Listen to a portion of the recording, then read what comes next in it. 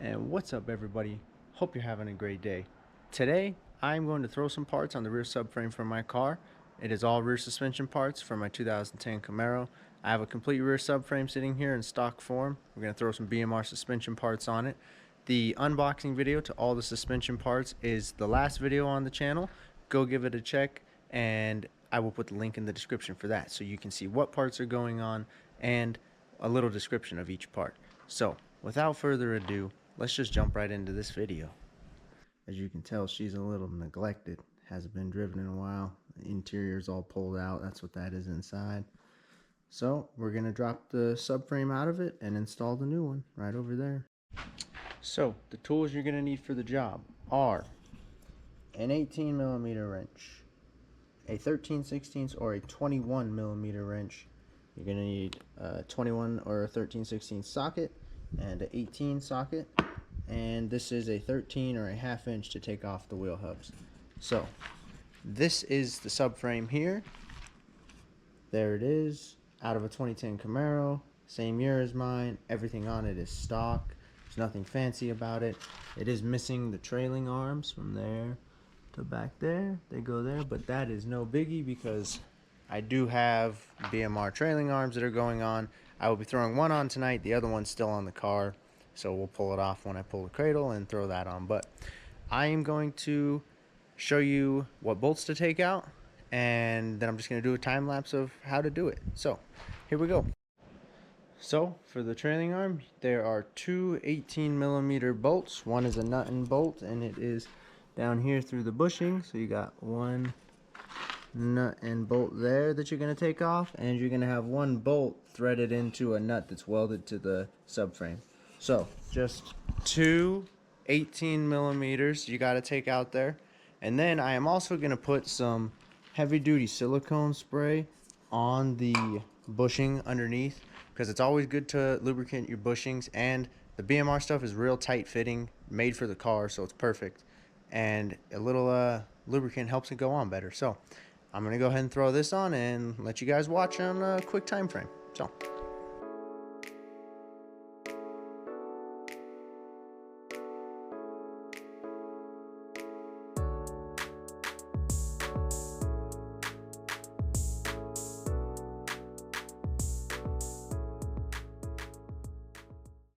alright guys, here we go. Lower control arm time. These are great if you want to have a 17-inch wheel or a 15-inch rear wheel on your car for better traction. So the bolts you need to remove, and the tools. There's an 18mm bolt here with a nut on the back side right down there. You will need to remove that.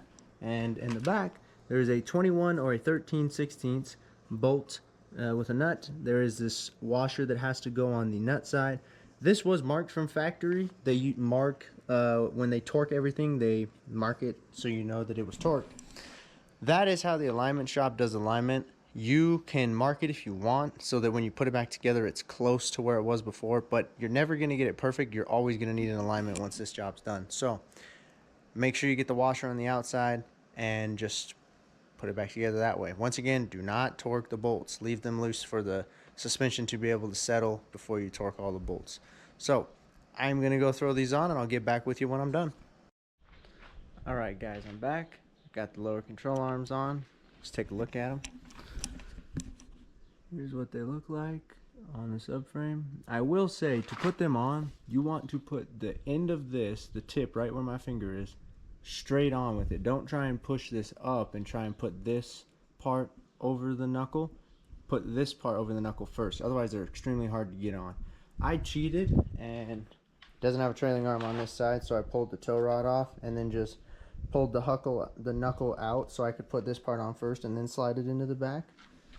But not everybody's gonna have that much apart when they do this, so just try and put the tip in to the knuckle first, because if you try and put the top in, it's just really tight. You can do it, all you gotta do is pry it open a little bit, but it's a tight fit, which is good. It's what you want. You want everything to be tight and firm. So I'm gonna pull the tow rods off, actually, because I have aftermarket tow rods on the car right now that will be swapped over to this. So I'm gonna buzz the tow rods off. To take the tow rods off, you're gonna want to take off the ABS line just to zip tie clips, you know, just pop them off or cut them, whatever you want to do, and re-zip tie them. You got an 18mm bolt here and a good old 21 or 13/16 with a nut on the back side. Pull those off, and then you will have the tow rod out of the way. Like I said, I have BMR ones that are going on the car. They're already on the car. They're getting swapped over to this. So we're just going to pop those off for now, and I'll get right back with you. All right, guys, it's a new day. I am going to do the rear sway bar today, and I might get to the coilovers. But so let's start with the rear sway bar here. You're going to get the bushings that come like this in the carrier. You're going to want to slide that bushing out. Set that aside, and then see these separate here. They're going to go over the top of the bar. I can't do it with one hand, but it'll go over the top of the bar, and then you'll put your little bolt up piece back on the bushing, and then it'll mount right to there with the hardware that they supplied, which is here. So I'm going to do that, and I'll get back with you guys in a minute. Alright guys, that took a little long because the bolt situation, they send you lots of hardware and you don't need it all. So I'm going to explain quickly to you what you need for the setup I have or for your setup. So 2010 to 2012 has a different size bolt here for where your bushings mount. This is a 6mm Allen, and this is for a 2010 Camaro. So if you have a 13 through 15, you're going to use these bigger bolts that they send. They're a little bigger. They take a washer. I put blue Loctite on them, medium strength, because I don't want this coming off. These are only torqued to 15 foot-pounds, so little blue Loctite never hurt nobody. Next part that was confusing, the way the rod end mounts to the lower control arm. So if you have this setup for a lower control arm, the coilover conversion, the bolt and the spacers for the rod end come with the lower control arm, not with the rear sway bar. Super confusing. I could not figure that out. So once you have, if you have this kit, you're going to put the small bushing in here and a small bushing on this side. So bushing on both sides of the rod end, bolt through, washer and nut. Always put the washer on the nut side, because otherwise the nut's going to dig into the whatever you're mounting it to when you're installing it. And then up top here, no spacers are needed. It fits as should, and then you just put the bolt and the nut through. Now, if you have a different setup, say you have the stock lower control arm or the non-coilover conversion BMR lower control arm, you are going to use different bolts and spacers. So the kit for the rear sway bar comes with this longer Allen and these little reducers here that this fits into. That reducer goes inside the lower rod end, and then that Allen key fits in it. That Allen bolt fits inside the reducer for if you have a stock suspension setup. That way you can use the stock mounting. With the coilover conversion, you use the bolts that come with the lower control arm. It's confusing. If I'm confusing you, I apologize. You can drop a comment and maybe I can clear things up for you. But that is how you install the rear sway bar. I'm going to do the shocks for the coilover conversion tomorrow, most likely. It's starting to get a little dark and I've worked all day, so I'm just going to call it a day. See you guys tomorrow. So let's go ahead and go over what I did these past couple days while it was raining. So I threw in the solid bushing inserts for the rear cradle. So got them on top and bottom. These came with the rear subframe. The guy who I bought the subframe off of just threw them in. As like I said, I paid $350 and a cheeseburger for the whole rear subframe and some bushings. Can't complain. Then I put the wheel studs in. Easiest way to do it is you just put a couple washers, put a lug nut on there and suck them in. And I cleaned up the hub a little bit from all the rust. Then of course we installed the springs and the shocks. So the shocks come disassembled and you have to install the spring. So the way you're going to want to do that is there's a rubber bushing here, right underneath here. You're going to slide it down the shaft, and then this top collar here has a slit in it right there that will slide over the shaft, and that comes off, and then you can put the spring on. You got to adjust the collars all the way down, put the spring on, put the top hat back on, and slide the rubber bushing back up, and then adjust the springs up to, or adjust the lower collars up so the spring touches. Make sure you put anti-seize down here. You do not want these to bind up. I lived in Nevada, dry as all can be, and they still rusted. So if you live anywhere where there's rust, make sure you use anti-seize, because even in the dry places, they rust. And they are a pain to get apart if they rust. And then I went ahead, after those were installed, and I tightened all these bolts up. You can tighten all the bolts that do not have rubber bushings. The rubber bushings, BMR says you want to put them on the ground and then tighten the bolt, because the rubber bushings are going to torque once the weight of the car is on it. But those are all metal bushings, spherical bushings that are made out of metal. So there's no reason to not tighten them. So I just went ahead and snugged everything up. And then other than that, this is what it looks like. And yeah, soon when I get the car, the rear subframe out of the car, I'll have the tow rods for it, which are BMR, and I'll have the other trailing arm that I didn't put on this right hand side. All right guys, quick update. I have almost everything out besides the cradle. Just gotta pull the bolts on the cradle at this point and the brakes off. You gotta take the heat shields off. You gotta take the drive shaft out. When you pull the drive shaft, pull the bolts that thread into the diff, and on the other side, the 6-point head bolts. Don't mess with the Allen bolts. It's just a waste of time. They take longer and you could strip them. Got the exhaust out as well. Sorry the shop's a mess. We got engines and parts all over the place, but we're busy. We're always busy here. So I'm gonna show you a little bit of damage from the accident and why I'm doing all this. So here's my wheel. Little messed up there if you can't tell, but it actually gets worse. The backside has a chunk missing out of it, so that's why we got the new wheels. They're right there. And then this is the side that got hit. There's no body damage, the body's all straight, but as you can see, it's all curved inward, and the lower control arm bent out right there real bad, and it broke the sway bar end, and it actually damaged the top of this knuckle some too. So yeah, see you can't really see it on video, but it's all bent inward like that. So that's why I decided to just replace the whole subframe. And we got the subframe here, ready to go. The full drag suspension on it. And solid cradles, bushings. So here we go. I'm gonna pull the shock mounts and the 4 cradle bolts, and we should have the cradle on the ground any minute now. So I'll get back with you guys.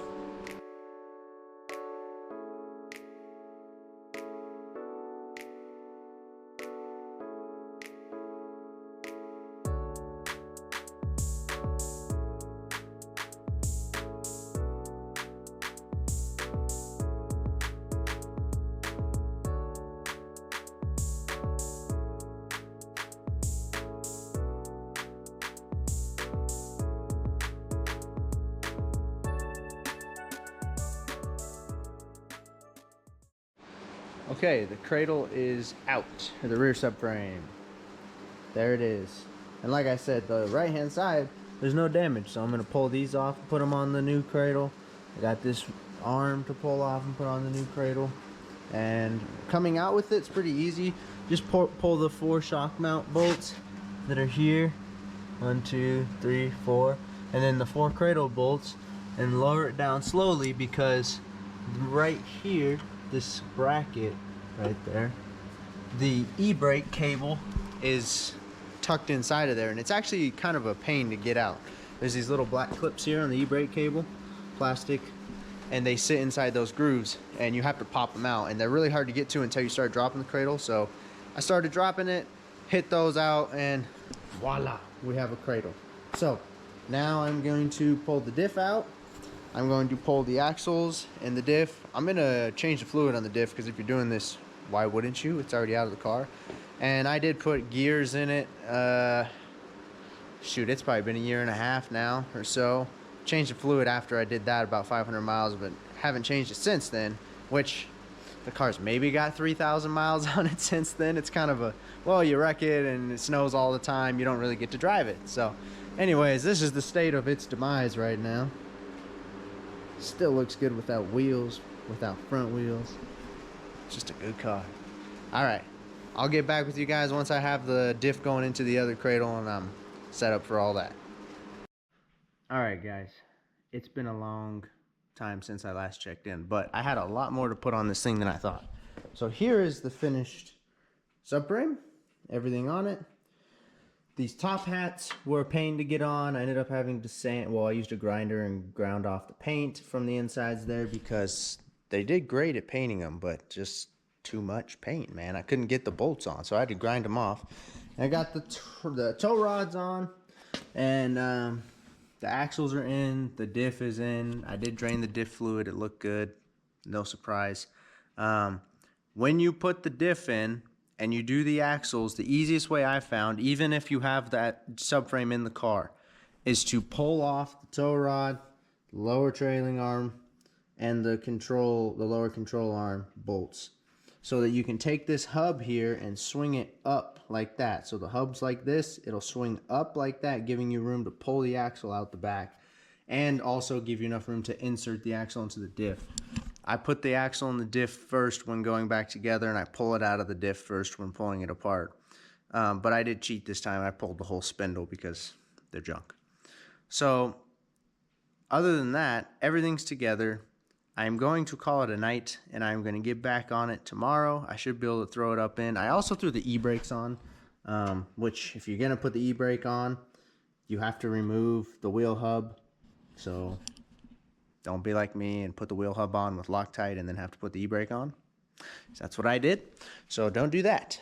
And yeah, I'm quickly going to show you guys the damage from the wreck. I might as well, you know, there's no shame in it. Well, there is shame in it, but you know.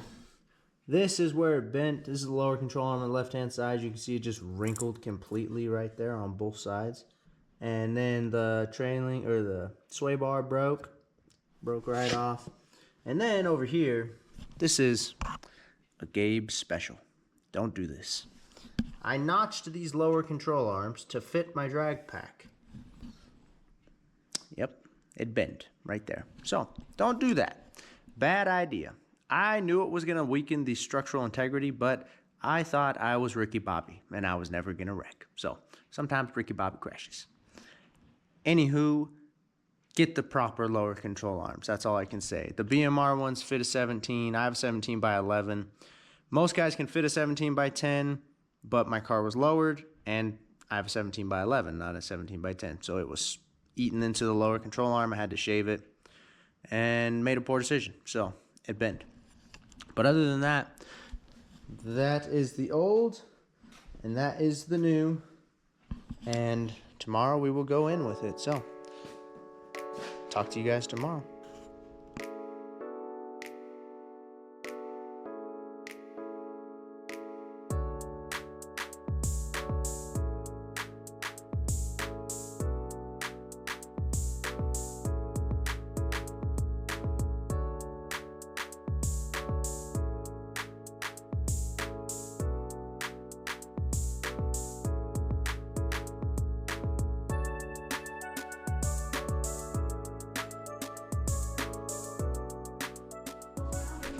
So, that is everything on the car. Let me give you a closer look here. Turn this light on. So, we got the lower control arms, the coilover conversion, the rear sway bar, the end links, the new rotors. We got the tow rods in, and the trailing arms in down below. Everything's greased. We got the solid bushing inserts you can see there. And you can see them in there. So, really happy with how it turned out, and the only gripe I have about this kit is having to cut the top for the strut mount. That was just mad annoying because I had the whole cradle out and didn't do it, and then I put the cradle in and realized I have to do it. So that was terrible. Wasn't too happy about that, but other than that, it goes together pretty easily. You just got to think about which part you're putting on first, because otherwise you just get all discombobulated and you got to take one thing off to put another thing on. And that's pretty much how my day went today. I was just taking things off to put something else on because I had put things together too fast. So if you have any questions, go ahead and leave them in the comments, guys. But that is it for this video. That is how to install the BMR rear suspension into the car and drop the subframe and whatnot. Like I said, if you have any questions, leave them in the comments. I read all the comments and I will get back to you. And other than that, peace out.